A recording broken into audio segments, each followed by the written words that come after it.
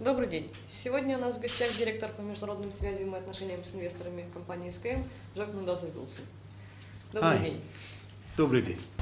На сайте СКМ наш пользователь видел, что ваша компания очень активно сейчас занимается проектом энергоэффективности. Есть вопрос по поводу киотских денег. Расскажите, пожалуйста, что это такое, как это работает. И слышала, что Украина не может потратить киотские миллионы. Почему? И кто распоряжается этими фондами? Yeah, I think we're very active in developing projects which are compliant with the Kyoto Protocol mechanism. The Kyoto Protocol mechanism is quite complex, so I will try and explain simply how it works. It goes back to a treaty that was developed by the United Nations, signed in the Japanese city of Kyoto, I think it was back in 1997. And what it said was that countries agreed to reduce the amount of greenhouse gases they produce. So they took 1990 as the base level and agreed that they would cut their greenhouse gases by 5.2% below the 1990 level. So that's the kind of basic idea. And one of the mechanisms inside Kyoto Protocol was to encourage business to reduce its greenhouse gas emissions. And you can reduce the greenhouse gas emissions by carrying out a project that either reduces the amount of energy you use or reduces the amount of gases you emit. Then you have to have that project verified independently. And then you can claim a credit for each ton of greenhouse gas that you save. So, for example, if you can look to save, let's say, 1 million tons of greenhouse gases, you then would get equivalently, if those were then correctly verified, you would then be able to claim the value of 1,000 tons of carbon saved. Now, the question is, how much is that? Well, it actually depends on market pricing, because these emission reductions are known as ERUs, emission reduction units. And for each emission reduction unit, there's a price. And at the moment, the price for each of those tons of carbon or greenhouse gas reduced is somewhere between 11 and 13 euros per tonne. So basically how it works is you invest to improve your energy efficiency, reduce your greenhouse gas emissions.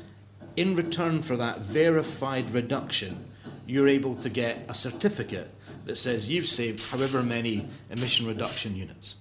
And then you can sell those emission reduction units to a bank, maybe an investment company, or a national government, or another business in the open market, and take that money, which you can use to then offset the cost of the investment. Какие последние разработки, направленные на энергоэффективность, были внедрены в предприятиях СКМ?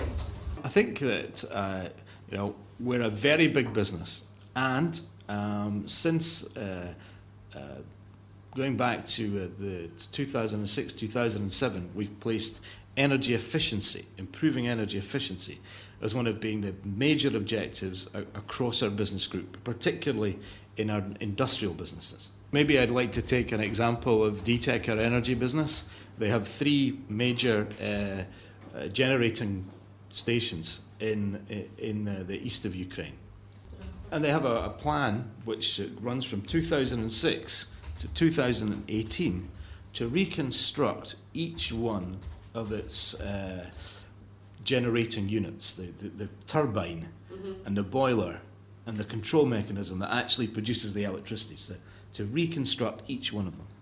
If you go through that process, what you have is really significant increases in energy efficiency, because essentially the turbines and boilers produce more electricity but with less energy input. And if you wanted to look at our metals business, Metinvest, I think one of the major steps towards energy efficiency is I was yesterday at our steel plant in Mariupol at Azovstal, and earlier this year, in May, they closed their last open hearth steel furnace. And that has 2 major benefits. Firstly, the open hearth process produced significant amounts of pollution, and it was very energy intensive. Now we've moved to a converter steel production process, meaning that we use a lot less energy and it produces significantly less pollution. Говорят, что газета «Сегодня» типография полностью работает на солнечных батареях, и правда ли это, и действительно это выгодно или нет? It's not running solely on solar power. I think that's a misquote. It is looking at using solar power and increasing use of renewable energy in the energy it uses to print the newspaper at its print plant, but it's not running on solar power. Скажите, какие основные приемы энергоэффективности в быту дают наибольший эффект?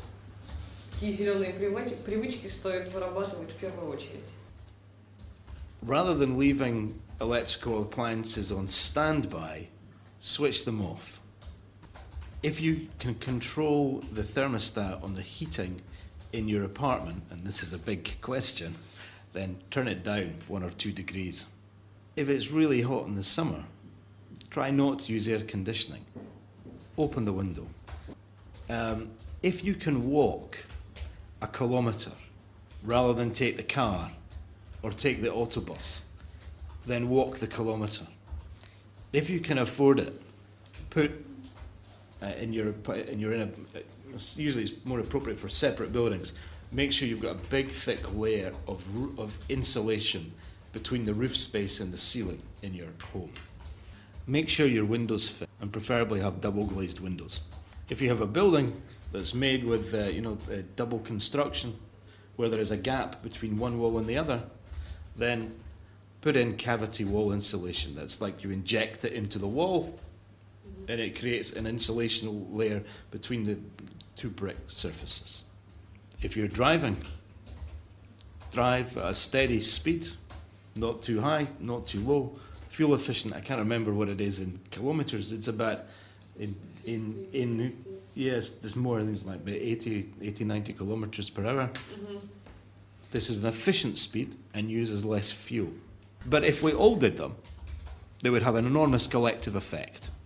Много в прессе фигурирует зеленый тариф и заявление о том, что это будет большой прорыв. Прошло уже несколько лет с момента принятия закона о зеленом тарифе. И, в принципе, вопрос, что это такое и как влияет на развитие альтернативных источников энергии. The green tariff is really, you'd call it, it's a market mechanism that encourages businesses to invest in renewable energy sources. And it does this by, there's a significant difference. If you're selling energy to the national wholesale market, to Energorinok, you get one price if you're selling them a fossil fuel produced unit of energy, a megawatt of energy. Or you get a separate, much higher price if you're selling them a unit of energy that's been produced through a renewable source. And what that does is it encourages that, makes it much more appealing or attractive for investors to invest in energy production that will, using renewable sources, because they get a guaranteed higher price for each unit of energy that they deliver. So what it will do is encourage investment in renewable energy in Ukraine. I have to say, I cannot remember that. It's significant. It's a significantly higher figure, but I can't remember the percentage difference in it. But believe me, we're investing significantly in it. It's worthwhile.